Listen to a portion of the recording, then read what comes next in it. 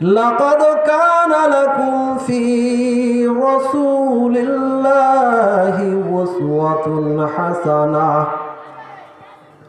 وقال رسول الله صلى الله عليه وسلم: إن العلماء هم ورثة الأنبياء، أو كما قال النبي صلى الله عليه وسلم: آمنت بالله صدق الله العظيم وصدق رسوله النبي الكريم، ونحن على ذلك لمن الشاهدين والشاكرين، والحمد لله رب العالمين.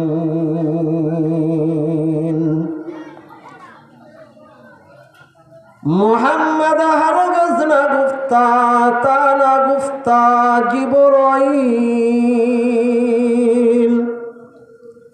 جبرائیل هرگز نگفتا تا نگفتا رب جلیل بلغ العلا بکماله کشف الدجى بجماله حسنت جميع خصاله صلوا عليه وآله। সকলে মুহাব্বতের সাথে দুরূদ ইব্রাহিম পাঠ করি। আল্লাহুম্মা সাল্লি আলা মুহাম্মাদ ওয়া আলা আলি মুহাম্মাদ কামা সাল্লাইতা আলা ইব্রাহিম ওয়া আলা আলি ইব্রাহিম ইন্নাকা হামিদুম মাজিদ। আল্লাহুম্মা বারিক আলা মুহাম্মাদ ওয়া আলা আলি মুহাম্মাদ কামা বারাকতা আলা ইব্রাহিম ওয়া আলা আলি ইব্রাহিম ইন্নাকা হামিদুম মাজিদ।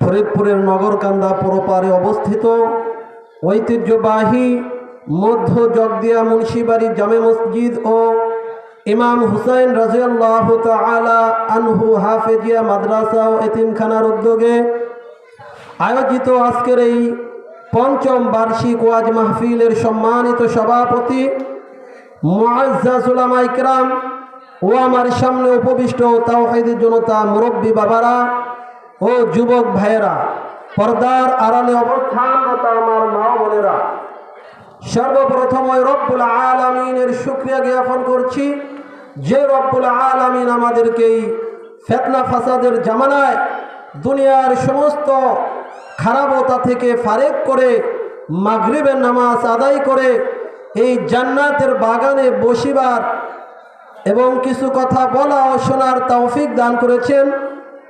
সেই জন্য সকলেই অন্তর থেকে শুকরিয়া আদায় করে বলে আলহামদুলিল্লাহ। আর একটু জোরে বলেন না আলহামদুলিল্লাহ।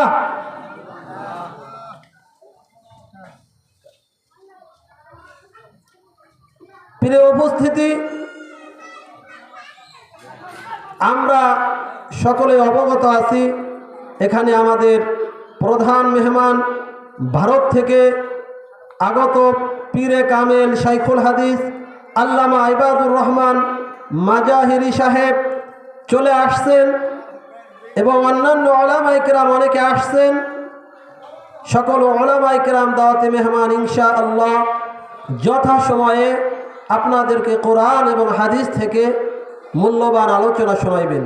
কিন্তু আমার শুরুতেই অনুরোধ, এখনও যাহারা রাস্তাঘাট দোকানপাটে ঘোরাফেরা করতেছেন, এই রাস্তাঘাট নগরকান্দা সবসময় পাওয়া যায় না।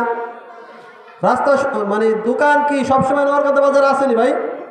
মুরব্বী বাবার আছে। সেই জন্য আমি অনুরোধ করব সকলে এই জান্নাতের বাগানে চলে আসেন। জানা নেই ভাই, আপনার আমার হায়াত দুনিয়ায় কতদিন কত সময় আছে। তা আল্লাহ পাক আমাদের সকলকে ইখলাসের সাথে এখানে এসে কোরআন হাদিসের আলোচনা করা এবং শোনার জন্য তৌফিক দান করুন। তাই সময় কম, কামাই বেশি, অর্থাৎ বক্তা অনেক। সেজন্য আমি আপনাদের কাছে দোয়া চাই, আল্লাহ পাকের তৌফিকে মাদ্রাসা মসজিদ কর্তৃপক্ষের নির্দেশে এখানে বসেছি। আল্লাহ পাক যেন আমাকে সহ প্রত্যেক বক্তার মুখ থেকে ওই রূপ কথাই বের করে দেন, যে রূপ কথার দ্বারা সকল শ্রোতা বক্তা এলাকাবাসী হিদায়াত প্রাপ্ত হতে পারে, বলেন আমিন। আল্লাহ পাকের তৌফিকে কালামে পাক থেকে একটি আয়াতের অংশ তেলাওয়াত করেছি এবং হাদিস শরীফ থেকে একটি হাদিসের টুকরা তেলাওয়াত করেছি। আমি বা কোনো বক্তা নিজে তার যোগ্যতা অনুযায়ী কথা বলতে পারে না যদি আল্লাহ পাক রব্বুল আলামিন তৌফিক দান না করেন। সেজন্য দোয়া চাই, আল্লাহ পাক যেন ইখলাসের সাথে আমাদেরকে কথা বলার তৌফিক দান করেন, বলেন আমিন। আপনারা জানেন এই মাদ্রাসা অনেক কষ্ট করে মুন্সি আতিকুর রহমান সাহেবের তত্ত্বাবধানে মুফতি হাফেজ মাওলানা আব্দুল কুদ্দুস ফরিদি সাহেব সহ অন্যান্য শিক্ষকের মাধ্যমে এলাকাবাসী পরিচালনা করতেছেন। এটা হচ্ছে একটা দিন প্রচারের মার্কাজ। এটা তো দেখতেছি, আমরা বুঝতেছি না এটা মাদ্রাসার কি মূল্যায়ন, কিন্তু এরা হেফজখানা আছে আলহামদুলিল্লাহ। এখানে হেফজখানায় ছাত্ররা কোরআন তেলাওয়াত করে। যখন কোরআন তেলাওয়াত হয় গভীর রাত্রে আমরা ঘুমিয়ে থাকি, কিন্তু আসমান থেকে আল্লাহ পাকের নূর এই সমস্ত যেই সমস্ত স্থানে আল্লাহ পাকের মহাগ্রন্থ আল কোরআন তেলাওয়াত করা হয় সেই সমস্ত জায়গাগুলোতে আল্লাহ পাকের নূর আলো বর্ষিত হইতে থাকে। সুবহানাল্লাহ। এই ছাত্ররা কত সুন্দর তেলাওয়াত করতেছিল, গজল পরিবেশন করতেছিল। এদের কি দাম আমরা বুঝবো যখন আমাদের এই চক্ষু বন্ধ হয়ে যাবে, যখন আমরা মৃত্যুবরণ করব তখনই বুঝতে পারবো। একটা ঘটনা মনে হলো, বলে রাখি। আমি মহেশ্বরদী ছোট মুস্কুন্নি মাদ্রাসায় লেখাপড়া করেছি। কালকে আলহামদুলিল্লাহ কোরআন হাদিস থেকে ওখানেও আলোচনা করেছি, ওয়াজ ছিল সেখানে। ওই জায়গা আমার এক ছাত্র ভাই ছিল, খন্দকার কান্দা বাড়ি। ওই ছাত্রর বাবা অসহায়, তাই ওই ছাত্রের চাচা ওর লেখাপড়ার জন্য যা কিছু প্রয়োজন সব কিছু খরচ বহন করে। তাই ওই ছেলেটার কাকা যখন মারা যাবে হয়তো ঢাকা নিতে ছিল, স্পিরিট বোট অথবা লঞ্চে বা কোনো যানবাহনে ছিল, তখন একজন বলতেছিল মুমূর্ষু অবস্থায়, খেয়াল করে শুনবেন এলাকাবাসী, মুমূর্ষু অবস্থায় একজন বলতেছিল কালেমা পড়েন।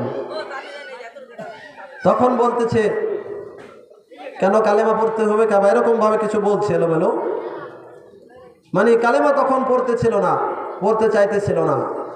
পরিশেষে যখন কিছুক্ষণ পরে মারা যাবে তখন আল্লাহ পাকের তৌফিকে ওই মুরব্বী জিন্না কাকা ছিল, নাম হলো জিন্না। তখন সে নিজে নিজেই একা একাই কালেমাই তয়্যিবা পড়তেছিল, লা ইলাহা ইল্লাল্লাহু মুহাম্মাদুর রাসূলুল্লাহ সাল্লাল্লাহু আলাইহি ওয়াসাল্লাম। বলেন সুবহানাল্লাহ। তা দেখছেন, নিজের সন্তান ছিল না ওই কাকা, তাই ভাতিজাকে কোরআন শিক্ষা দিয়েছিল। সেই ছেলেটা এখন হাফেজ মাওলানা। তা আমার ধারণা আল্লাহ পাক রব্বুল আলামিনের ওই বান্দা একজন তার ভাতিজাকে কোরআন হাদিস শিক্ষা দিয়েছিল। আমার ধারণা আল্লাহ পাক সেই বদলতে তার মুখ থেকে মৃত্যুর সময় কালেমা বের করে দিয়েছেন। সুবহানাল্লাহ। সেই জন্য এই মাদ্রাসা আপনাদের জন্য, এলাকাবাসীদের জন্য নাজাতের ওসিলা হবে ইনশাআল্লাহ একদিন। কিন্তু এই মাদ্রাসাগুলো, প্রত্যেকটি দিনী প্রতিষ্ঠানগুলোর ব্যাপারে কোনো এই দ্বন্দ্ব না রেখে এইগুলোর সাথে জড়িত থাকেন রে নগরকান্দার মুসলমানেরা। জানা নাই কোন দিন যেন কোন মুহূর্তে যেন তোমার আমার মৃত্যু চলে আসবে। এই গ্রামেরই অনেক মুসলমান আমি দেখেছি আমার হাতের পরে বা আমার সামনে অনেকে মারা গিয়েছে। মৃত্যুর সময় অনেক চটপট করতেছে, এই সেই বলতেছে ছেলে মেয়ে আসতেছে পানি খাওয়াইবে, কিন্তু সে বলতেছে এরকম ভাবে মুচড়াইতেছে আর কাতর হয়ে আসছে। আর আমি বলতেছিলাম ঘরের ভিতরে যে ছবিগুলো আছে জলদি করে ছবিগুলো বের করেন। আর আমি সূরা ইয়াসিন পাঠ করতেছিলাম। ও মুসলমানেরা, সেই জন্যই মাদ্রাসা দিন প্রচারের মার্কাজ। আশা করি এই মাদ্রাসার ছাত্ররা যেদিন হাফেজ মাওলানা হওয়ার মাধ্যমে আল্লাহ পাকের জান্নাতি হয়ে যাইবে, সেদিন যদি তুমি অর্থাৎ দুনিয়ায় থেকে যদি তাদেরকে কোনো দিক দিয়ে সহযোগিতা করো, তাহলে আশা করি তারা জান্নাতে গেলে তোমাদেরকে জান্নাতে না নিয়ে একা একা যাইবে না। কারণ হাদিসে পাকের ভিতর আল্লাহ পাকের হাবিব বলেন, মান ক্বরাআল কুরআন ফাস্তাযহারাহু ফাহাল্লা হালালাহু ওয়া হাররামা হারামাহু আদখালাহুল্লাহুল জান্নাহ ওয়া শাফাআহু ফি আশরাতিন মিন আহলি বাইতিহি কুল্লুহুম কদ ওয়াজাবাত লাহুন নার। ও নগরকান্দা পরপারের মুসলমানের আরে লক্ষ্য করিয়া শুনুন, আল্লাহ পাকের হাবিব বলেন যে কোরআন শিক্ষা করেছে অর্থাৎ কোরআনের হাফেজ হয়েছে, কোরআনকে মুখস্থ রেখেছে এবং তার উপর আমল করেছে, হালালকে হালাল হারামকে হারাম মেনে চলেছে, আল্লাহ পাক রব্বুল আলামিন ওই হাফেজকে জান্নাত দান করবেন। সুবহানাল্লাহ। আর ওই হাফেজের বদলতে তার পরিবার থেকে জাহান্নামী যারা হয়েছিল কবিরা গুনাহের কারণে, আল্লাহ পাক 10 জন জাহান্নামীকে ওই জাহান্নাম থেকে মুক্তি দিয়া ওই হাফেজের বদলতে তাদেরকে জান্নাত দান করবেন। সুবহানাল্লাহ। এই বদলত এই সওয়াব কি দুনিয়ার কোনো শিক্ষার দ্বারা অর্জিত হয় না। সেই জন্য দেখেন আমরা সকলেই হযরতে মুহাম্মদুর রাসূলুল্লাহ সাল্লাল্লাহু আলাইহি ওয়াসাল্লামের উম্মত, যিনি সাইয়্যিদুল মুরসালিন, এরকম ভাবে খতমুল মুরসালিন, যিনি সমস্ত নবীদের সর্দার, তিনার উম্মত হতে পেরেছি। তাই আজকে আমরা সকলে মাইন্ড করবেন না, আমরা অনেকে আমাদের নেতার আদর্শ মতল চলি। নেতার ব্যাপারে বলি অমুক ভাইয়ের চরিত্র ফুলের মতো পবিত্র, কিন্তু অনেকের নামাজ রোজা নাই এক ওয়াক্ত। কিন্তু আমাদের রাসূল, আমাদের নেতা, আমাদের এই মহানবী সাল্লাল্লাহু আলাইহি ওয়াসাল্লাম, তিনি আমাদের কি উত্তম আদর্শ। আমি কালামে পাক থেকে তেলাওয়াত করেছি। আল্লাহ পাক রব্বুল আলামিন বলেন, লাকাদ কানা লাকুম ফি রাসূলিল্লাহি উসওয়াতুন হাসানাহ, অর্থাৎ তোমাদের জন্য রাসূলের মধ্যে রয়েছে উত্তম আদর্শ। রাসূল যেইভাবে নামাজ পড়েছে, রাসূল যেইভাবে চলাফেরা করেছে, এইগুলো হাদিসের কিতাবের ভিতর আছে। শামাইলে তিরমিজি কিনেন, হাদিসের কিতাব পড়েন, এই সমস্ত মাদ্রাসাগুলোতে আসেন, এই সমস্ত মাদ্রাসার উলামায়ে কেরাম যারা আছেন, মাওলানা আব্দুল কুদ্দুস ফরিদি সাহেব, মাওলানা আব্দুর রাজ্জাক ফরিদি সাহেব সহ উলামায়ে কেরাম যারা আছে, তাদের কাছে আসেন, কোরআন শিখেন। রাসূলের চরিত্র এত সুন্দর ছিল, তারপরেও আজকে বাংলার জমিন সহ পৃথিবীর বিভিন্ন স্থান থেকে রাসূলের নামে কটূক্তি করা হচ্ছে।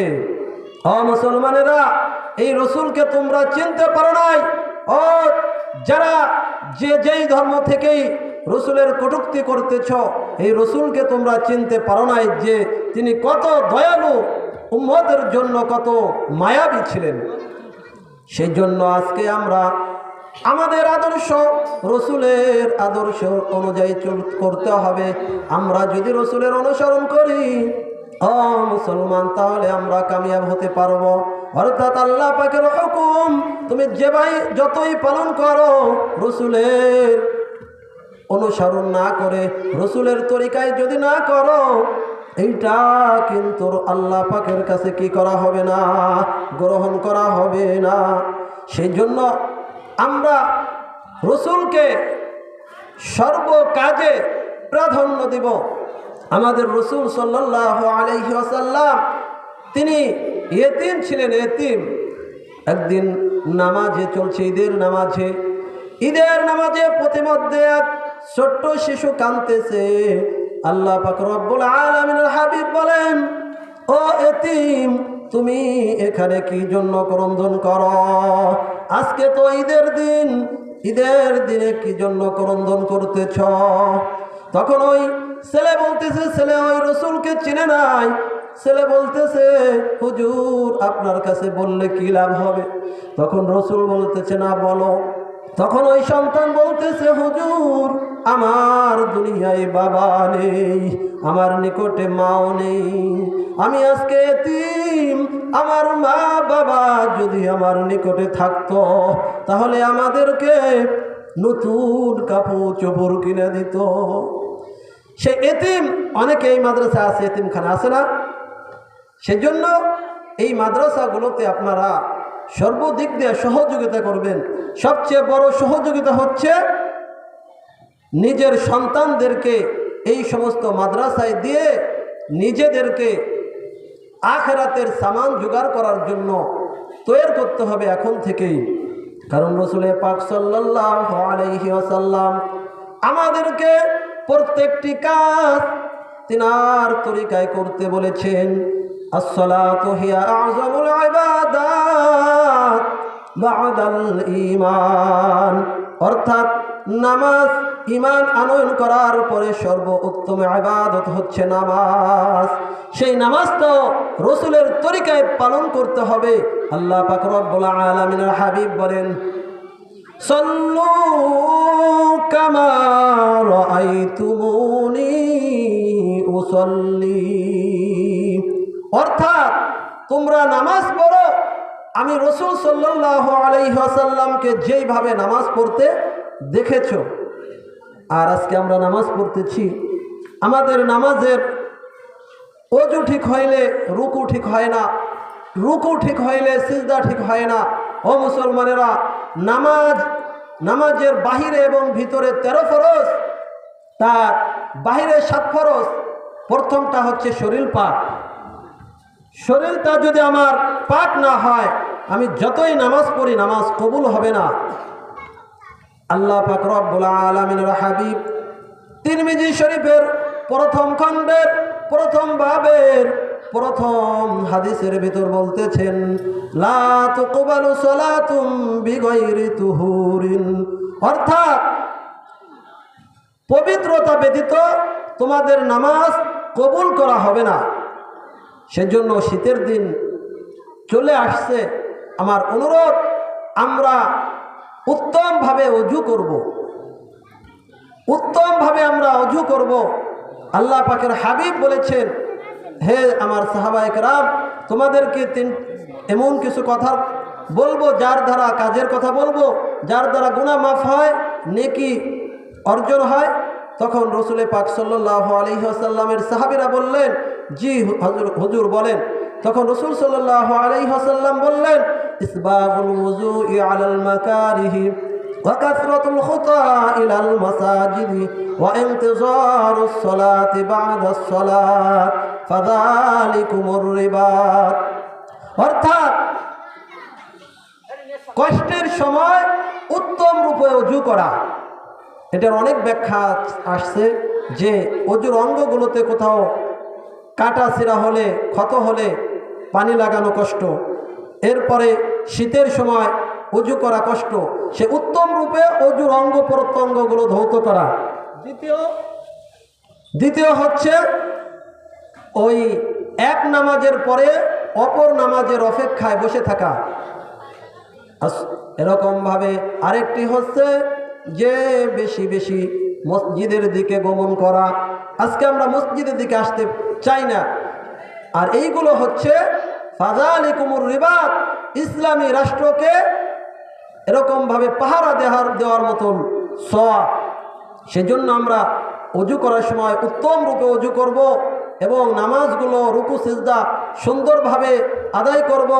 দ্বিতীয়, আল্লাহ পাক রব্বুল আলামিনের হাবিব ইরশাদ করেছেন যে ইন্নাল উলামা হুম ওয়ারাসাতুল আমবিয়া, যে নিশ্চয় উলামায়ে কেরাম হচ্ছে নবীগণের ওয়ারিস।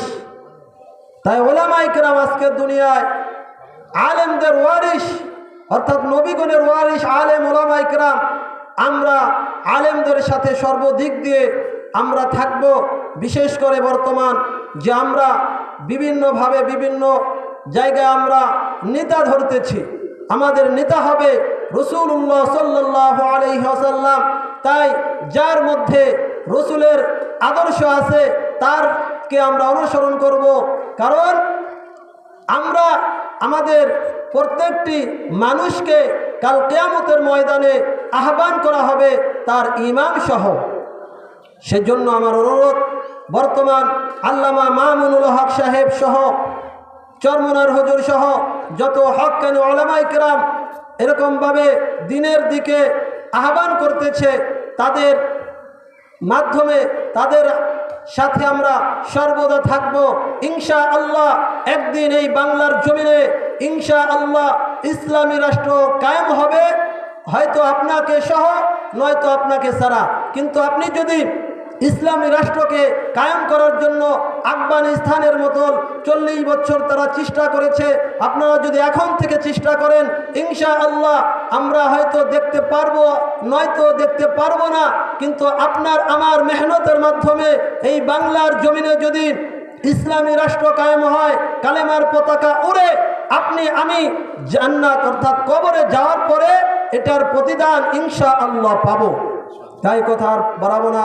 আমার অনুরোধ, এই মাদ্রাসার প্রতি লক্ষ্য রাখবেন, নিজের সন্তানদেরকে মাদ্রাসায় পাঠাবেন, সর্বদিক দিয়ে সহযোগিতা করবেন এবং হক্কানি উলামায়ে কেরামের সাথে সর্বদা পরামর্শ নিয়ে আপনার জীবনকে রসুলের আদর্শে বাস্তবায়ন করে মৃত্যুর জন্য তৈরি হতে হবে। আল্লাহ পাক আমাকে যা কিছু বললাম সর্বপ্রথম আমাকে এরপরে আপনাদেরকে আমল করে জীবন যাপন করার তৌফিক দান করুক। একটি শের পড়েছিলাম যে মুহাম্মদ হারগেজ না গুফতা তা না গুফতা, জিব্রাইল হারগেজ না গুফতা তা না গুফতা রব্বে জলিল। মুহাম্মদ সাল্লাল্লাহু আলাইহি ওয়াসাল্লাম কখনো নিজের পক্ষ থেকে কথা বলেন না যতক্ষণ পর্যন্ত জিব্রাইল আলাইহিস সালাম না বলেন, আর জিব্রাইল আলাইহিস সালামও ততক্ষণ পর্যন্ত কোনো কথা বলেন না যতক্ষণ পর্যন্ত আল্লাহ পাক রব্বুল আলামিন না বলেন। আল্লাহ পাক আমাকেও আমল করে জীবন যাপন করার তৌফিক দান করুন।